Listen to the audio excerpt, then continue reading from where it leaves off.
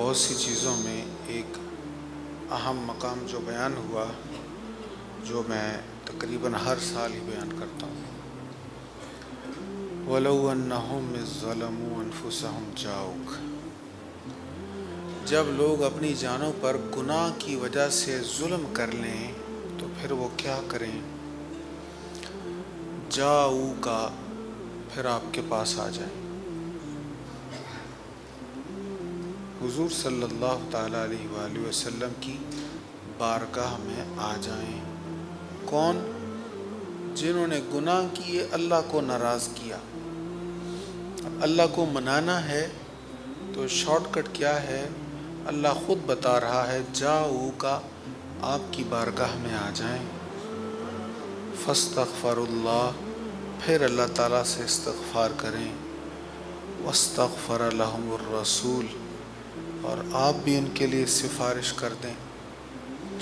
بعض مترجمین نے اس کا ترجمہ یوں کیا ہے کہ اگر وہ آپ کے پاس آ جاتے، پھر اللہ سے استغفار کرتے، آپ بھی ان کے لیے سفارش کرتے، لَوَجَدُوا اللَّهَ تَوَّابًا رَحِيمًا، تو وہ ضرور اللہ تعالیٰ کو توبہ قبول کرنے والا مہربان پاتے۔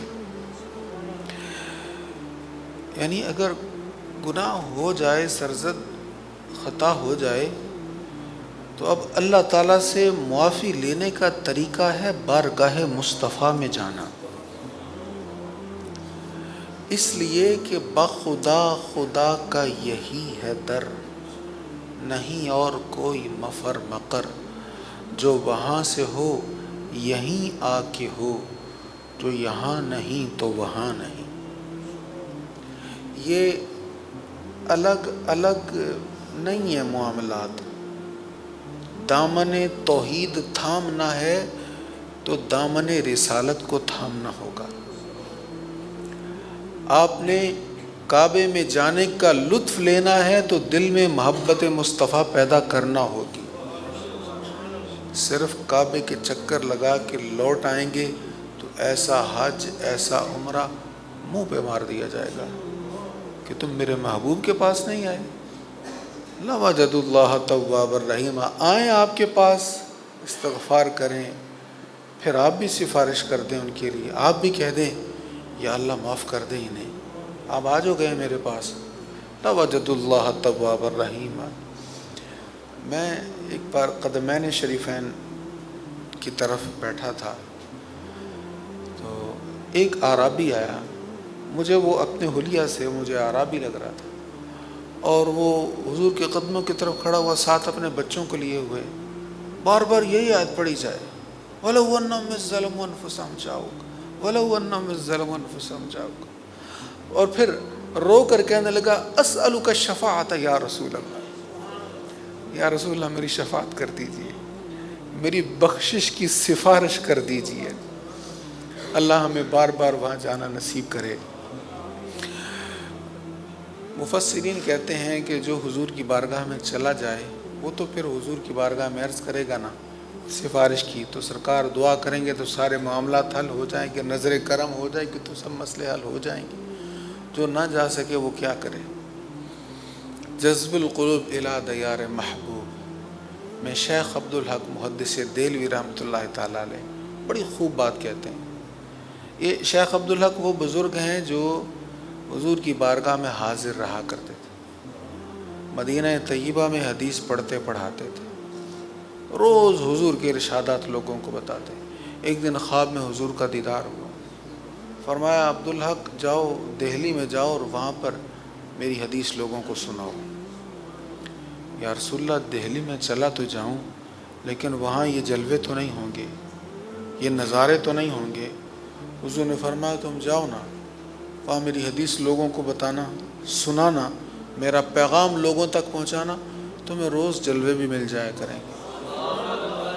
اب شیخ عبدالحق روز رات کو سوتے تو خواب میں حضور کی کچہری میں پہنچ جاتے تھے، روز دیدار ہوتا تھا۔ یہ شیخ عبدالحق وہ بزرگ ہیں کہ بالواسطہ یا بلا واسطہ تمام مسالک کے لوگ ان کے شاگرد ہیں۔ جو پرانے حدیث پڑھنے والے لوگ ہیں، کسی بھی مسلک سے ان کا تعلق، اب تو باہر کی یونیورسٹیز میں بھی لوگ جاتے ہیں نا، عرب میں، حجاز میں، مصر میں جا کر بھی پڑھتے ہیں، تو پہلے ایشیا کے لوگوں کو حدیث کا علم اسی گھرانے سے ملا تھا، تو انہیں حضور صلی اللہ تعالیٰ علیہ وسلم کا دیدار ہوتا تھا۔ تو آپ فرماتے ہیں کہ جو حضور کی بارگاہ میں نہیں پہنچ پایا، اس کو چاہیے کہ سرکار کریم علیہ الصلاۃ والتسلیم کی بارگاہ کا تصور باندھ کر درود و سلام پڑھے، اور جس کے ذہن میں کوئی بھی نقش نہیں ہے وہاں کا، نہ روضہ شریف کا نقش ہے، نہ جس نے جالیوں کا وہ پرکیف منظر دیکھا ہے، کچھ بھی اس کے ذہن میں تصور نہیں ہے۔ ظاہر ہے جس نے دیکھا ہوتا ہے اس کا تصور ذرا اور طرح کا ہوتا ہے، وہ کیا کرے؟ کہتے اس کو کوئی اور تصور باندھنے کی ضرورت نہیں ہے، بس اتنا تصور پختہ باندھے کہ میں پڑھ رہا ہوں درود و سلام اور میرے آقا سن رہے ہیں، وہ یہ تصور باندھے تو سمجھے حضور کی بارگاہ میں پہنچ گیا۔ اب جو چلے گئے، جو جا رہے ہیں، وہ تو خوش نصیب ہیں، جو نہیں جا سکے یا نہیں پہنچ پائے، بارگاہ رسالت کا تصور تو باندھ سکتے ہیں نا۔ یہ تصور باندھنے کے حضور میرے سامنے ہیں، یہ تصور باندھنے کے جالیاں سامنے ہیں، یہ تصور نہ بندھے تو یہ تو پختہ تصور کر لیں کہ میں پڑھ رہا ہوں درود میرے آقا سن رہے ہیں۔ اور جب یہ تصور پختہ ہو جائے، شاید مولانا عبد المنان صاحب یہاں پہ ہوں، ابھی مغرب میں یہیں تھے، تو کہنے لگے ایک دن میں نے استاد جی کی بارگاہ میں حضور عاشق مدینہ کو خط لکھا کہ بڑا پریشان ہوں، پریشانیاں جا نہیں رہیں، تو آپ نے جوابی خط لکھا، میں نے وہ پڑھا جوابی خط۔ آپ نے فرمایا کہ مولانا پریشان نہ ہوا کریں، آپ پڑھا کریں الصلاۃ والسلام علیک یا سیدی یا رسول اللہ، اور یہ ایک خاص کیف کے ساتھ پڑھا کریں، پوری توجہ کے ساتھ پڑھا کریں، اور پڑھتے رہیں تنہائی میں۔ ایک وقت ایسا آئے گا آپ محسوس کریں گے کہ حضور سن رہے ہیں، اور جب وہ تصور بند جائے نا، پھر اپنا دکھڑا سنا دینا، نظر کرم ہو جائے گی۔ تو جو گئے ہیں وہ تو گئے ہیں، وہ جا رہے ہیں، انشاءاللہ اللہ کرے ہم بھی جائیں، لیکن جب تک نہیں گئے یا نہیں جا سکتے، تصور تو باندھ سکتے ہیں نا، تصور باندھیں اور یہ آیت ذہن میں رکھیں کہ اللہ نے کہا ہے میرے محبوب کے در پہ آؤ، میرے مصطفیٰ کی بارگاہ کے مانگت اور سوالی بنو، تمہارے سارے گناہ معاف ہو جائیں گے۔ تو پھر یہ تصور باندھ کر عرض کر دیجئے اسألک الشفاعۃ یا رسول اللہ، انشاءاللہ کرم ہو جائے گا۔ اللہ تعالی ہمیں نصیب فرمائے۔